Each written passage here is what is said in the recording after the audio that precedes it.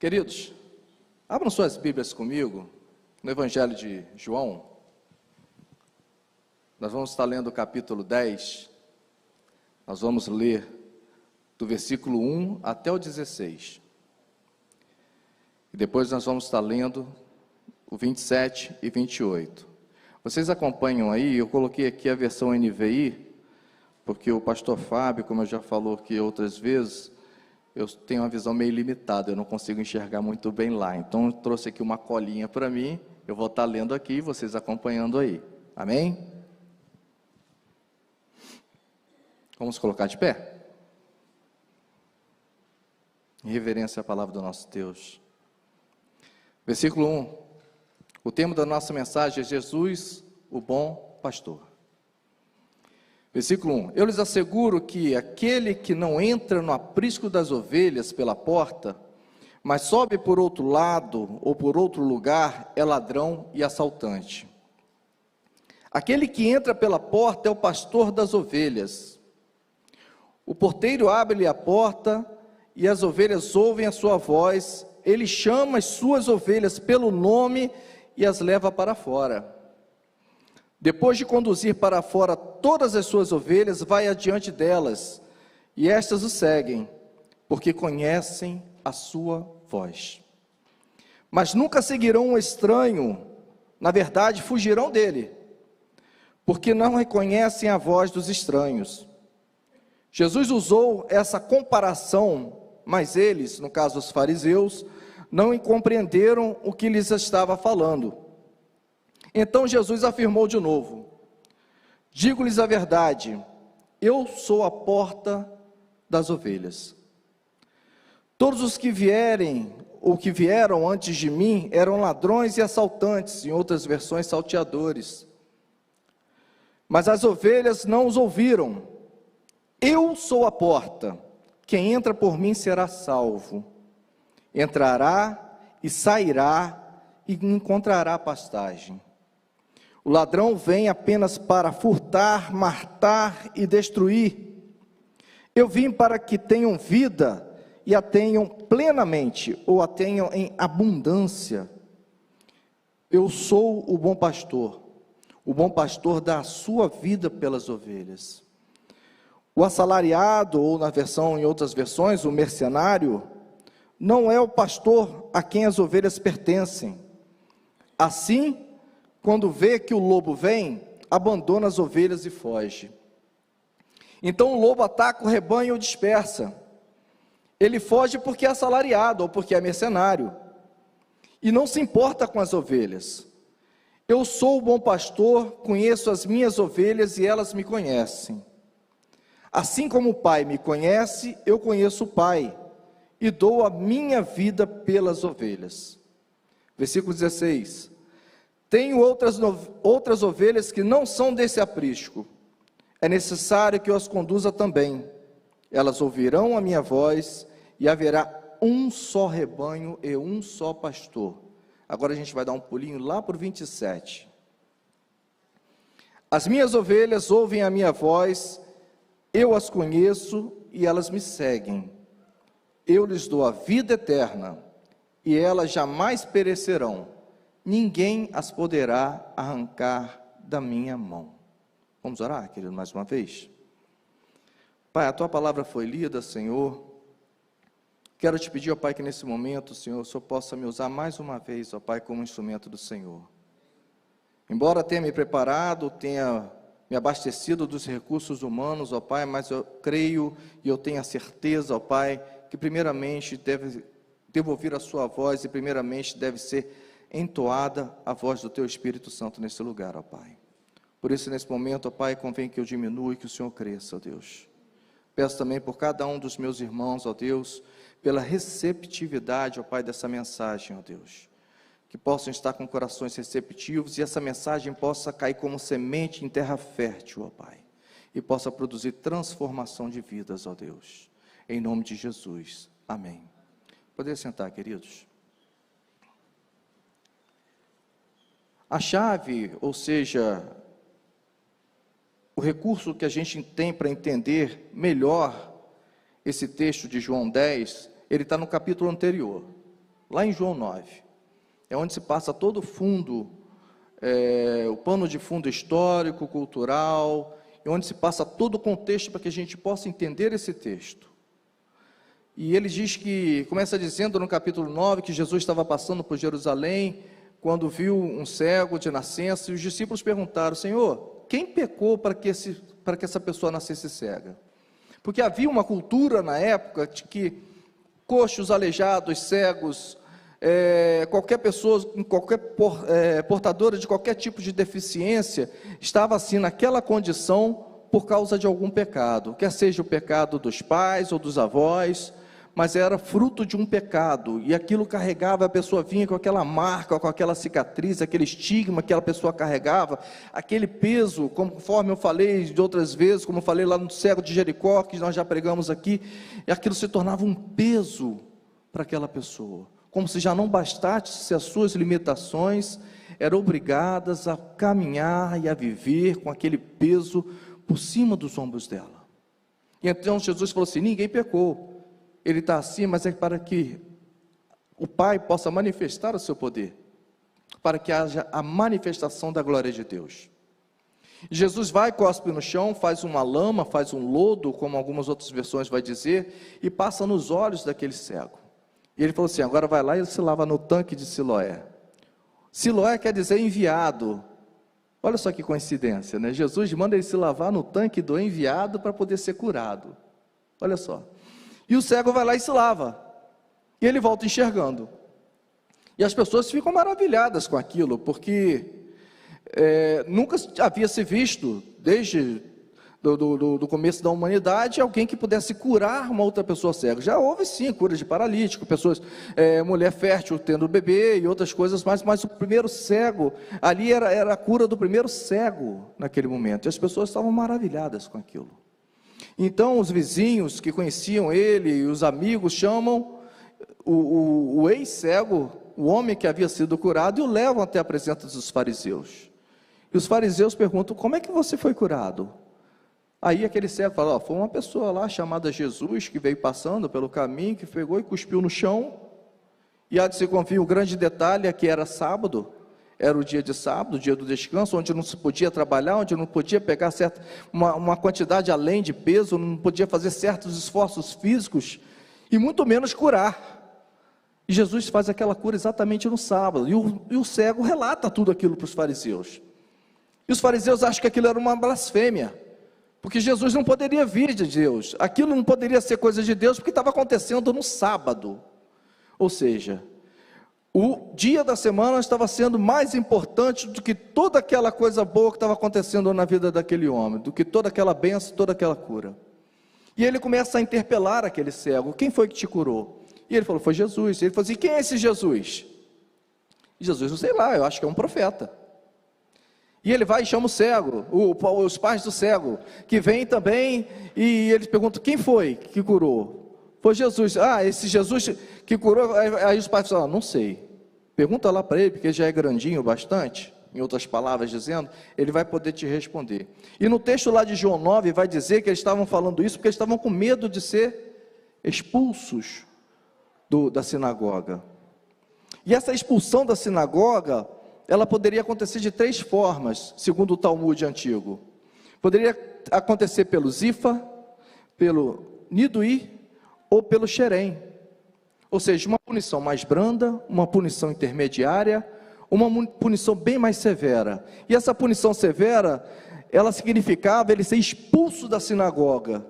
E o que era essa expulsão da sinagoga? Seria simplesmente não poder entrar na sinagoga? Não. Essa expulsão da sinagoga era simplesmente essa pessoa ser considerada como morta. Uma pessoa fora do convívio social. Nos nossos dias, é uma pessoa com CPF cancelado. Sem o seu CPF, vocês conseguem fazer alguma coisa? A gente não consegue abrir uma conta no banco, a gente não consegue fazer uma transação financeira. Sem o nosso CPF, eu acho que a gente fica até sem salário, se não me engano.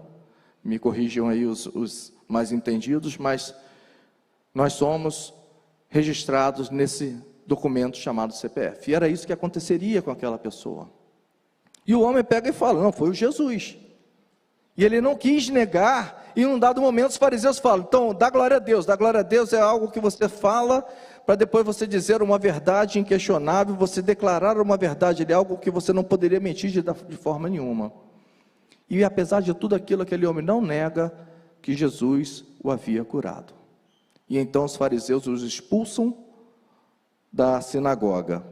Jesus, sabendo disso, procura o homem que havia sido curado, e como os religiosos haviam expulsado aquele homem da sinagoga ou do aprisco, aquela ovelha do aprisco, Jesus faz completamente o contrário. Jesus o aceita, e aquele homem que antes era cego, que vivia mendigando, porque era o destino dos cegos, vivia mendigando à margem da sociedade, e que não tinha a sua honra, agora esse homem era considerado como ovelha amada de Jesus. Aí os fariseus começam a interpelar Jesus, e no meio dessa discussão Jesus vai e profere essa parábola, que foi exatamente a que nós lemos, onde Jesus se revela como o bom pastor. A parábola do bom pastor, ela apresenta 4 personagens. Primeiro, que é o bom pastor, que todos nós, não é nenhum spoiler aqui agora dizer que é Jesus, que todos nós já sabemos que é Jesus, porque é Ele quem acolhe, quem cuida, quem guarda, quem protege as suas ovelhas. Temos o segundo personagem, e ainda como Jesus nessa passagem de João 10, lá no versículo 7 e versículo 9, ele se apresenta como sendo a porta. E a porta para o aprisco, a porta do aprisco é exatamente o objeto que vai dar a permissão ou o acesso das ovelhas, tanto para um local de segurança, que é o aprisco, como também o acesso de saída, que é para as ovelhas procurarem alimento, procurarem água corrente, porque a ovelha trancafiada e confinada no aprisco, ela morre. Então, é a porta de entrada e saída. Por isso que Jesus fala: eu sou a porta, e aquele que entrar, que vier a mim, entrará e sairá e encontrará pastagem. Porque entrar é uma liberdade que só Jesus pode dar. Nenhum outro pode nos proporcionar essa liberdade além de Jesus. Temos o segundo personagem, que são as ovelhas. As ovelhas, no caso, somos nós. Somos nós, ovelhas do seu rebanho. Temos ainda o terceiro personagem, que é o mercenário. O mercenário, nos nossos tempos, a gente entende como uma pessoa que é prática, que é no seu íntimo, que é no seu geral, na sua essência, uma pessoa má. Mas naquela época não era uma pessoa má. O mercenário, naquela época, era um assalariado. Nada mais era do que uma pessoa paga, um ajudante, que estava ali assessorando o pastor. O mercenário, o assalariado, não era o pastor, mas ele estava ali fazendo as mesmas funções do pastor. E ele era pago, o pastor, em troca do seu trabalho, ele recebia o seu salário.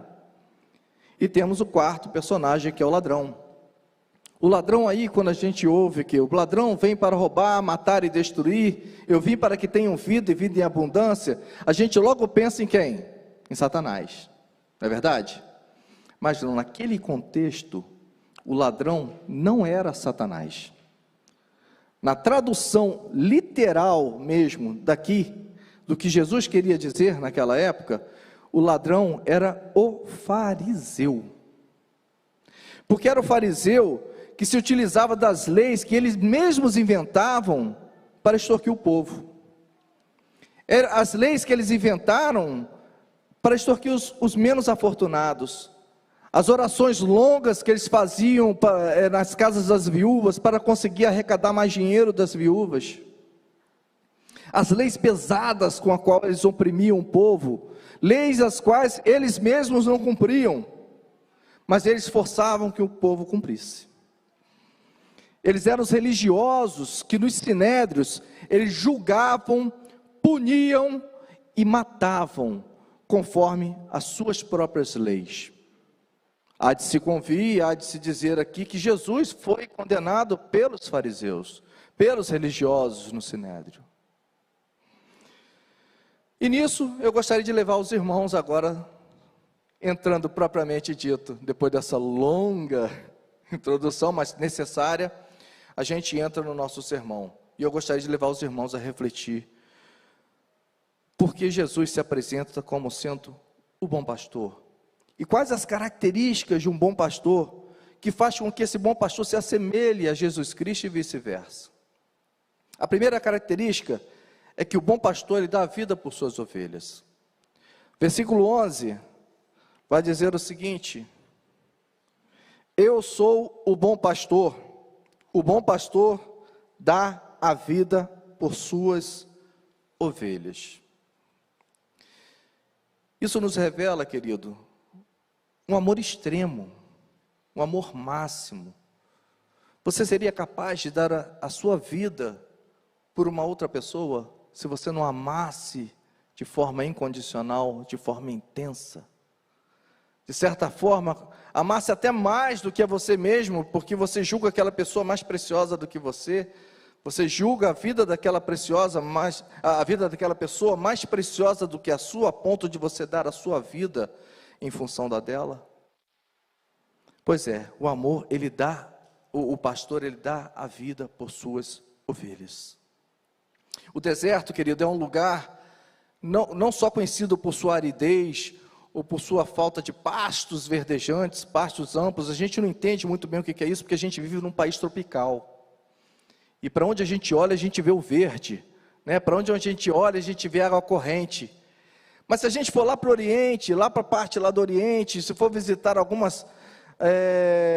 para isso precisa também muito dinheiro, né? Para a gente poder ir lá, para poder passear lá em Israel, é algo que pelo menos eu não tenho no momento. Mas se a gente der uma buscadinha lá no Google, que fica mais barato para a gente vai ver que no deserto, lá falta água, falta pasto verdejante, e é um local árido.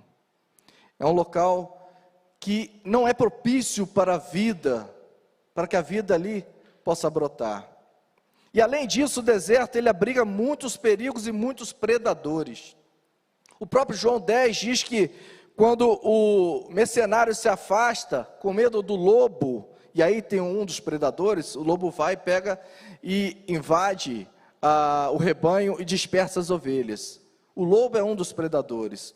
Em 1 Samuel 17, lá nos versículos 34 e 35, Davi, quando ele chega lá no vale e vê aquela situação, é no evento de que ele luta com Golias, com o gigante Golias, ele olha lá, aqui, versículo 34, então Davi diz a Saul, porque ele se apresenta como uma pessoa que vai enfrentar o Golias, porque todo o exército de Israel havia se acovardado. Então Davi chega, deixa as ovelhas lá no deserto e vai para levar comida para os seus irmãos, e lá e vê toda aquela situação.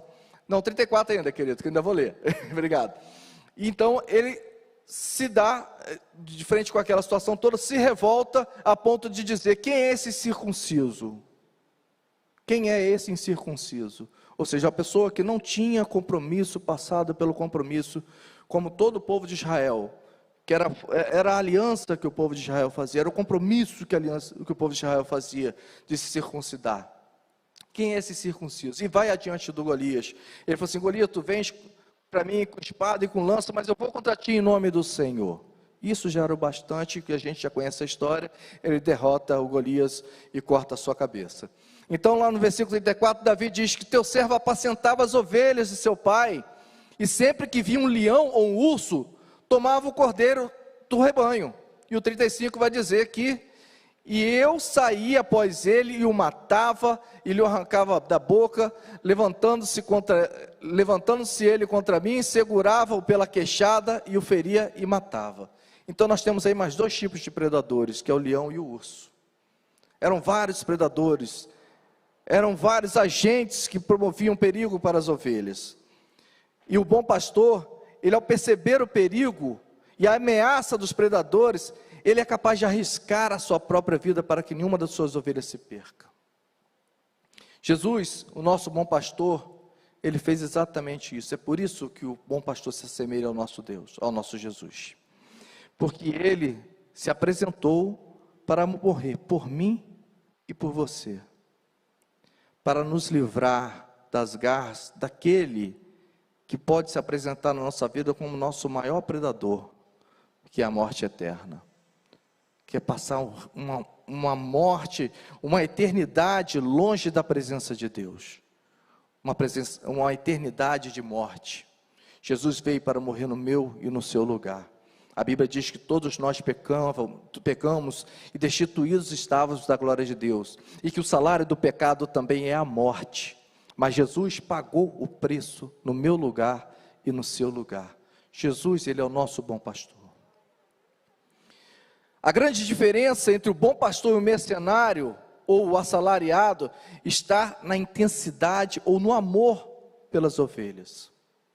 O mercenário ou assalariado, ele não amava as ovelhas. O mercenário, ele não era dono das ovelhas. O próprio texto de João 10 diz isso. O mercenário, ele não tem cuidado pelas ovelhas. O mercenário, ele só está interessado no seu salário. Ele quer que aquele dia termine, que ele leve aquelas ovelhas de volta para o aprisco e receba o salário dele daquele dia. Se as ovelhas vão chegar bem, se vão chegar pela metade, se não vão, ele não está nem aí, ele quer receber o dinheirinho dele no final do dia. O mercenário, ele quando vê o perigo, ele não se lança na frente para poder defender as suas ovelhas, ele quer salvar a vida dele primeiro. E aí João 10 vai dizer que quando ele vê o perigo, quando ele vê o lobo, ele foge, porque ele não é dono das ovelhas, ele abandona as ovelhas. Ele prefere salvar a sua vida. Mas diferente do mercenário, do assalariado, que utiliza-se da ovelha, ou que se relaciona com as ovelhas, em busca do benefício próprio, o nosso Jesus, o nosso bom pastor, ele se relaciona com as suas ovelhas, porque ele ama as suas ovelhas. Ele se relaciona com as suas ovelhas, porque ele quer cuidar das suas ovelhas. Porque as suas ovelhas são importantes para ele. Segunda característica, queridos, eu tenho que tomar conta para poder não me avançar muito na hora. O pastor conhece cada uma de suas ovelhas. Essa é a segunda característica que faz o bom pastor se parecer com Jesus. João 10,14 vai dizer o seguinte: eu sou o bom pastor, conheço as minhas ovelhas e elas me conhecem. Esse conhecer, eu já falei aqui algumas outras vezes, se a gente for buscar lá no original grego, ele não quer dizer apenas, oi, bom dia, como vai? Oi, prazer, meu nome é o pastor Fábio, oi, qual é o nome do irmão, tal, e daqui a pouco você vai embora, e eu vou embora, e a gente passa pela rua, e eu falo, não, eu conheço aquele cara. Não, não é isso não. O conhecer, ele traz uma coisa um pouco mais intensa, é algo experimental, é algo assim, é um conhecer que traz relacionamento, é um conhecer que traz intimidade. Isso é o conhecer. E o bom pastor, ele conhece as suas ovelhas. O bom pastor, ele sabe tudo a meu respeito. Ele sabe tudo ao seu respeito. Salmo 139, verso 16, vai dizer que os seus olhos me viram quando eu ainda não tinha forma. E no seu livro, todos os meus dias já haviam sido escritos antes que o primeiro dele começasse a se cumprir. Olha só, ele me conhece desde o ventre da minha mãe, quando eu ainda não tinha forma, quando eu ainda era uma substância informe, ele já me conhecia intimamente. O bom pastor te conhece intimamente. O bom pastor, ele sabe as tuas necessidades. Você entrou aqui nesse momento, você pode até ter entrado no anonimato, e pode sair daqui sem que a gente saiba o que realmente você está passando, qual a tua real situação. Não sei se você pode ter perdido o teu emprego, outras coisas mais, algo que esteja te afligindo no momento. Eu, com certeza, não vou saber da vida de cada um de vocês, mas vocês podem ter a certeza absoluta que o bom pastor, que Jesus, ele conhece cada um de vocês. E ele quer tratar cada um de vocês na necessidade de cada ovelha. de cada um de nós. Ele sabe o que a gente realmente precisa. A Bíblia diz que todas as coisas contribuem juntamente para o bem daqueles que amam a Deus, são chamados segundo o seu propósito. Então todas as coisas que irão nos acontecer por permissão do nosso Deus, são para o nosso bem. São da vontade do nosso Deus, como diz em Romanos 12, que a vontade dele ela é boa, agradável e ela é perfeita para as nossas vidas. João 10,3 diz que o pastor conhece as suas ovelhas e as chama pelo nome. Imagina só, um rebanho imenso, e este o porteiro abre e as ovelhas ouvem a sua voz, e ele chama pelo nome as suas ovelhas e as conduz para fora. Um rebanho imenso, de às vezes 20, 30 ovelhas, ou às vezes até 50 ovelhas, e ele chama cada uma pelo seu nome, e elas atendem ele, vão lá para fora, e atendem e obedecem a ele. As ovelhas também conhecem o seu pastor, é o que esse versículo está nos dizendo. As ovelhas conhecem o seu pastor, elas conhecem a voz do seu pastor. Não adianta o pastor Fábio querer chegar no aprisco lá e querer pegar as ovelhas do pastor Zacarias e começar a falar, fulana, ciclana, beltrana. As ovelhas não atenderão, porque não reconhecem a minha voz como sendo a voz do seu pastor. Mas se o pastor Zacarias chegar lá e falar, fulana, ciclana, beltrana, elas rapidamente ouvem, reconhecem e atendem a voz do pastor. Era comum naquela época, os apriscos, eles conterem muitos rebanhos de muitos pastores diferentes. Aquela época era uma época de inverno. Existiam dois tipos de aprisco, o aprisco do inverno e o aprisco do verão.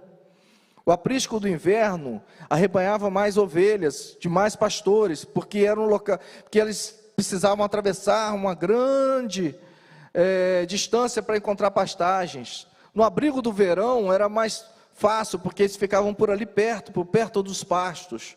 Mas no inverno eles precisavam se recolher e se refugiar, até para ficarem mais seguros. Por isso existiam muitos rebanhos, e rebanhos de muitos pastores diferentes. Mas a ovelha de um pastor não atendia o chamado do outro. E como nós podemos conhecer o nosso pastor? Como nós podemos reconhecer a voz do nosso pastor? Primeiramente, basicamente, primariamente, é através da Bíblia. A Bíblia é a palavra de Deus. Ela é a voz de Deus para aqueles que o leem. A Bíblia é o nosso manual de regra, de prática, de conduta. A Bíblia é o nosso norte, é a nossa vara de medir, é aquela que vai nos conduzir ao caminho, conduzir no caminho. E também a oração. Nenhuma comunicação se faz com apenas um lado falando, mas é algo recíproco. Deus nos proporcionou isso. Deus não quer apenas nos ditar regras, Ele quer conversar com a gente. Como eu disse, a característica do pastor, ele conhece as suas ovelhas e as suas ovelhas o conhecem. Ele se faz conhecido por aquilo que Ele se revelou a nós através da sua palavra. Mas embora conheça a gente, como diz também o Salmo 139, verso 4, que ainda a palavra não me chegou à boca, mas Ele já conhece, mas Ele quer ouvir da boca de cada um de nós o que nós precisamos. Sabe por quê?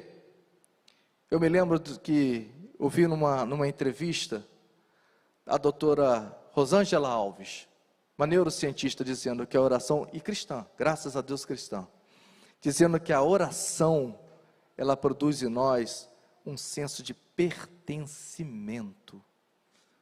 Deus não precisa das nossas orações, mas a nossa oração, falando com Deus, é para o nosso bem, que vai gerar em nós esse sentimento que a gente não está sozinho, porque realmente nós não estamos sozinhos, mas muitas vezes, não estando sozinho, a gente se sente meio que solitário, não é?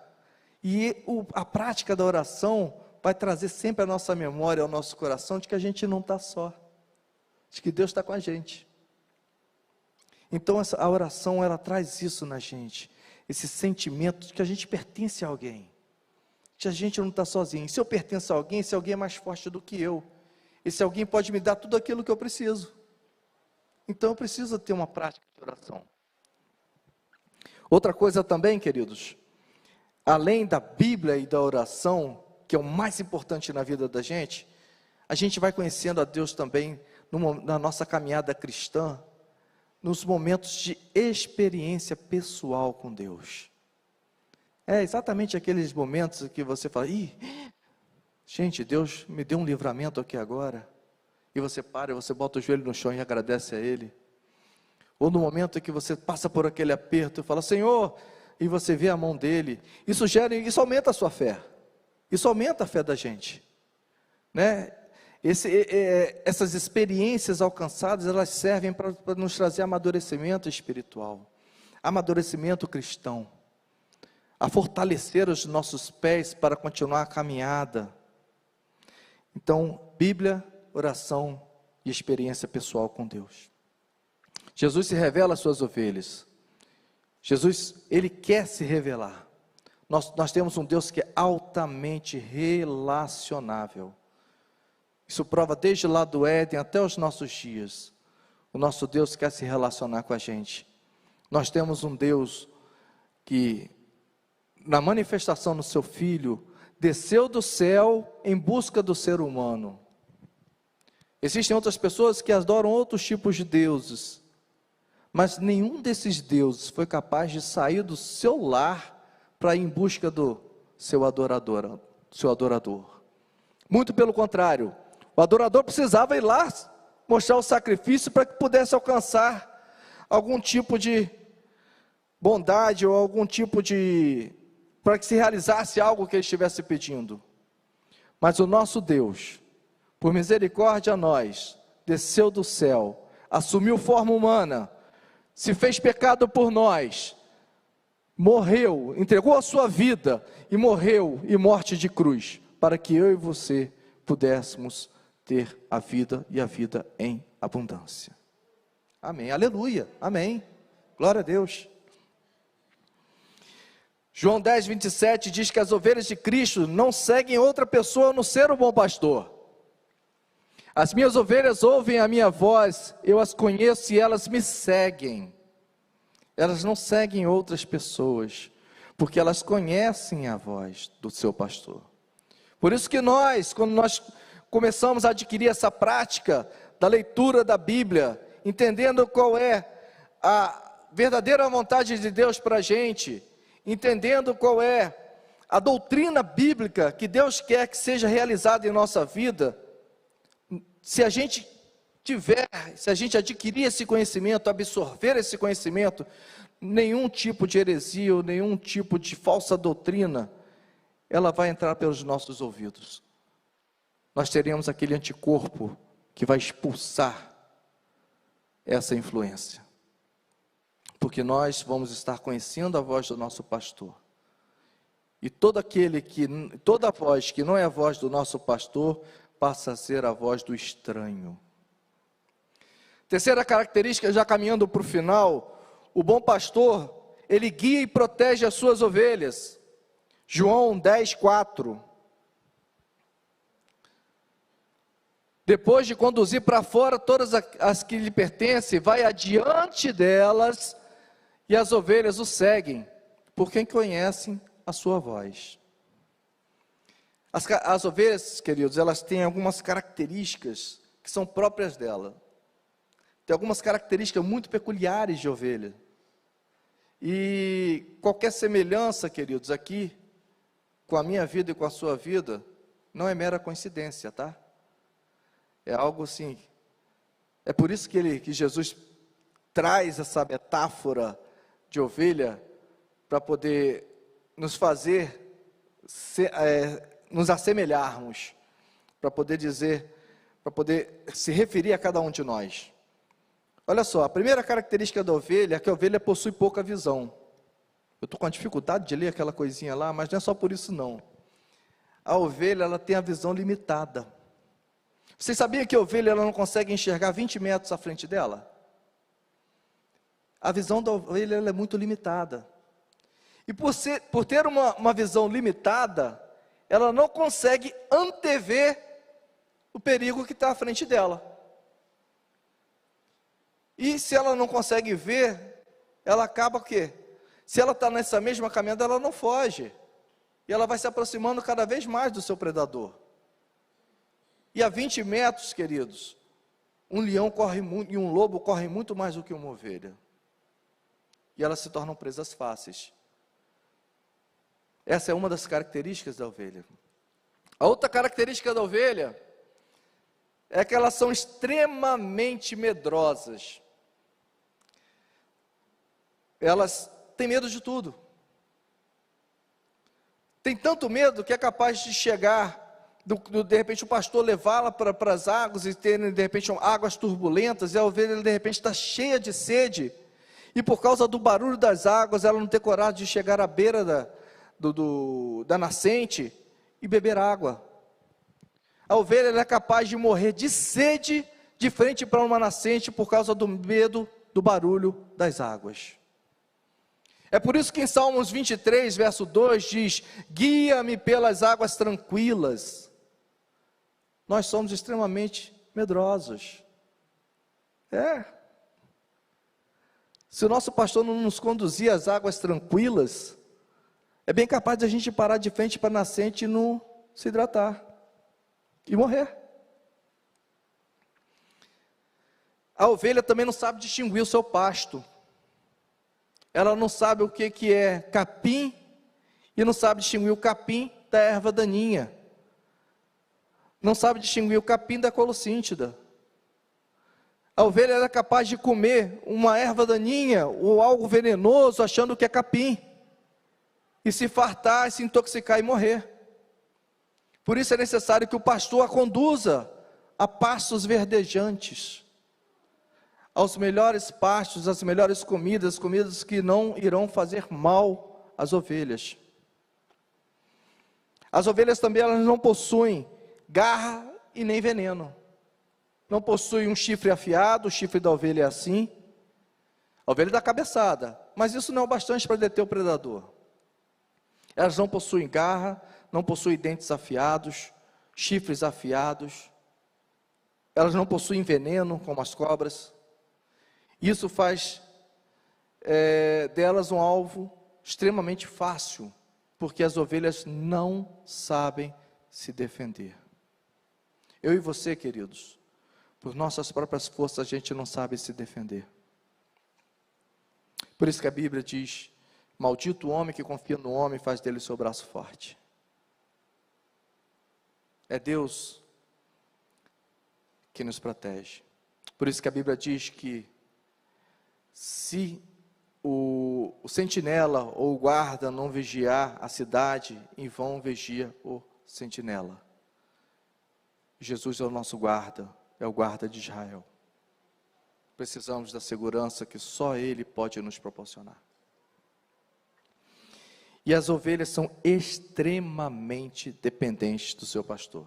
Eu ouvi essa semana que se uma ovelha ela cair e cai de pernas, com as pernas para cima, ela não consegue se levantar, sabia, pastor? Ela não consegue se levantar, porque ela é muito pesada por causa da lã. E com o estômago cheio, ela acaba ficando sufocada, e ela morre asfixiada. Ela não consegue se levantar. Se o pastor não pegar e levantá-la, e colocá-la de pé, para que ela possa continuar prosseguindo, ela vai ficar naquele mesmo lugar. E o sol escaldante no deserto, ou a falta d'água, a falta de comida, ou então o próprio peso dela que vai sufocá-la, vai fazer com que ela morra. Nós somos extremamente dependentes do nosso pastor. O pastor, ele é a referência das suas ovelhas. Por isso que a característica dele é que ele guia e protege as suas ovelhas. Jesus disse em João 14,6, eu sou o caminho. Mas esse caminho no grego quer dizer odós. Odós não quer dizer só caminho, como estrada, como a gente conhece, como a gente acha. Jesus é a estrada que leva para a verdade, que leva para a vida. Não, não. Jesus é o caminho porque é a forma de se portar, é a referência. Jesus é o nosso modelo. Jesus é a nossa forma de viver. Jesus é a nossa referência de pensar, falar e agir. Jesus, Ele é o caminho. Vá para que Ele siga esse caminho, querido. Siga esse tipo de conduta. Jesus é isso daí. Ele é a nossa referência. O nosso bom pastor é a nossa referência. Nem todos, ainda aqui, que Jesus, Ele instrui as suas ovelhas. Ele instrui com as suas palavras, e Ele guia as suas ovelhas com seu exemplo. Jesus falou: aprendei de mim, que sou manso e humilde de coração. Jesus manda a gente aprender dEle. Ele nos instrui com suas palavras, suas parábolas, sermões, e nos faz guiar com seu exemplo, pelo seu exemplo. João 10,4 diz que as ovelhas ouvem a sua voz e reconhecem, e por ouvir e reconhecer, elas o seguem. Aí a pergunta que fica, querido, e querida também: você tem ouvido a voz de Deus? Quando você para, você tem conseguido ouvir a voz do bom pastor? Ou melhor, qual é a voz que você tem ouvido? Qual é a influência? Qual é a voz que tem influenciado a sua vida? Quem é que tem influenciado a sua vida? É o bom pastor? É o mercenário? Ou é o estranho? E já encerrando, Jesus fala lá em João 10,16, que ainda existem outras ovelhas. Ainda existem outras ovelhas. Tenho ainda outras ovelhas que não são deste aprisco, e essas também me importa conduzir. E elas ouvirão a minha voz, e haverá um rebanho só, e um só pastor. Quando Jesus falou isso para os fariseus, Ele estava querendo dizer duas coisas. Primeiro, é que lá em Jerusalém, nem todos os habitantes de Jerusalém, nem todas as ovelhas de Jerusalém eram ovelhas dele. Eram as ovelhas do bom pastor. João, capítulo 1, diz que ele veio para os seus, mas os seus não o receberam. Mas todos quanto receberam, deles o direito de ser chamados filhos de Deus. E essa é a segunda coisa que ele queria dizer com isso. Que Jesus tinha outras ovelhas fora do povo judeu. E é por isso que eu e você estamos aqui nessa noite. Nós somos um povo que naquela época seria considerado como gentio, mas que a graça e a misericórdia do nosso Deus nos alcançou. Jesus é o nosso bom pastor. E isso acende uma luz de alerta para a gente, para que a gente possa continuar anunciando o Evangelho, não perder a oportunidade. Não existe motivação maior do que essa, do que saber que ainda existem ovelhas lá fora que precisam ouvir, pessoas que precisam decidir entregar as suas vidas para Jesus, pessoas que precisam decidir entregar o controle de suas vidas, reconhecer a Cristo como o único suficiente Salvador, pessoas que precisam reconhecer a voz de Cristo como a voz do bom pastor, pessoas que precisam ser guiadas por Jesus Cristo. Essa é a nossa motivação. E queria chamar o Ministério de Louvor, que já possa estar vindo aqui para frente.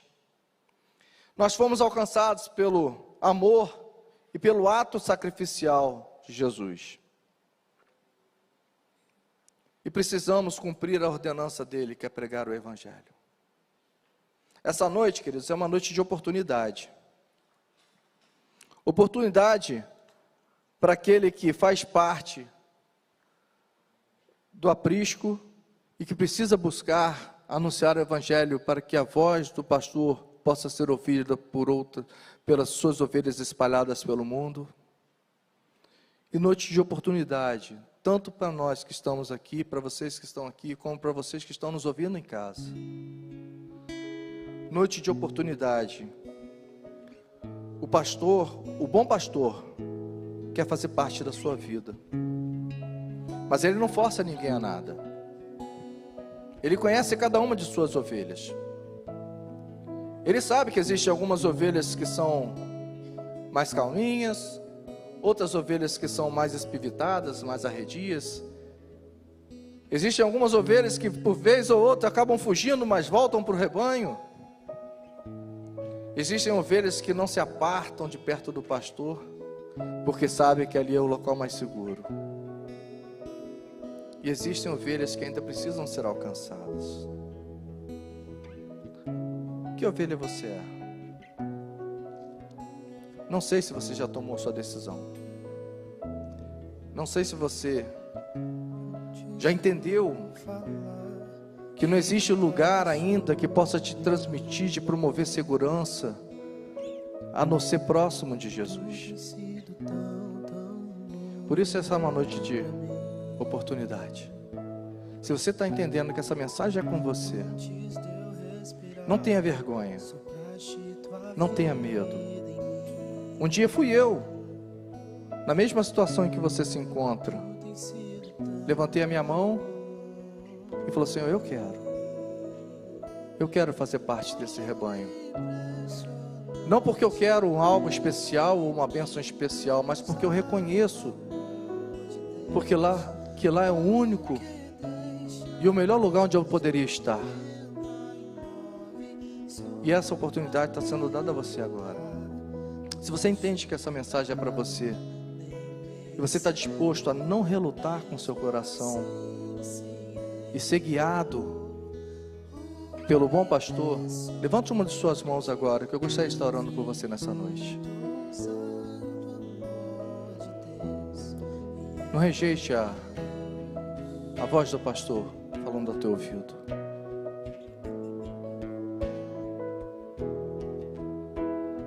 Amém, queridos. Não vou me alongar mais. Só quero encerrar dizendo o versículo que está escrito lá em João 10, 28, que foi o último versículo que nós lemos. E é o versículo que eu quero deixar para que a gente possa estar encerrando essa mensagem ocasional. O bom pastor, Jesus, diz: eu lhes dou a vida eterna, e jamais as minhas ovelhas perecerão. Ninguém as arrebatará das minhas mãos. Temos um lugar seguro, queridos. Por pior que seja a situação que você possa achar que está passando, pode ter certeza, você ainda está em segurança, porque você está perto do bom pastor. Amém? Vamos colocar de pé para orar e assim encerrar o culto. Senhor Deus, Pai, te agradecemos, Senhor, pela mensagem, ó Pai, transmitida aos nossos corações, ó Deus. Senhor, reconhecemos, ó Pai, Jesus Cristo como nosso bom pastor, nosso único e suficiente Salvador. Ó Deus, dê-nos uma semana de paz, uma semana ministrados, ainda ruminando, ó Pai, e refletindo sobre a mensagem, Senhor, recebida hoje, ó Pai. Que a mensagem venha produzir transformação de vidas, ó Pai, venha produzir maturidade, venha transmitir, venha trazer para nós, Senhor, bênçãos, Senhor. Muito obrigado por tudo, ó Pai. Obrigado pela vida de cada um dos nossos irmãos aqui presentes, dos nossos irmãos que nos assistem em casa, ó Deus. Seja conosco em todos os momentos, ó Pai, em nome de Jesus. E agora que a graça do nosso Senhor Jesus Cristo, o amor de Deus Pai e as consolações do Espírito Santo de Deus estejam sobre todo o povo de Deus, aqui espalhados sobre toda a face da terra, hoje e eternamente. Amém e amém. Vão em paz, queridos, uma ótima semana, que Deus abençoe a todos vocês.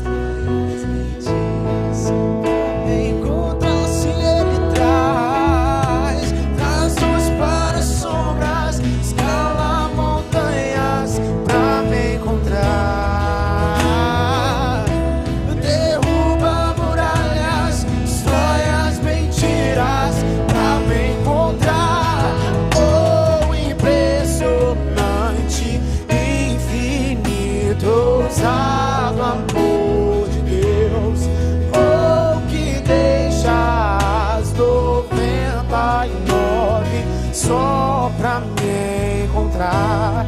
Não posso comprá-lo, nem merecê-lo, mesmo assim se entregou. Oh, impressionante, infinito, ousado, oh, impressionante, oh, impressionante, infinito, ousado amor de Deus, oh, que deixa as 99 só pra mim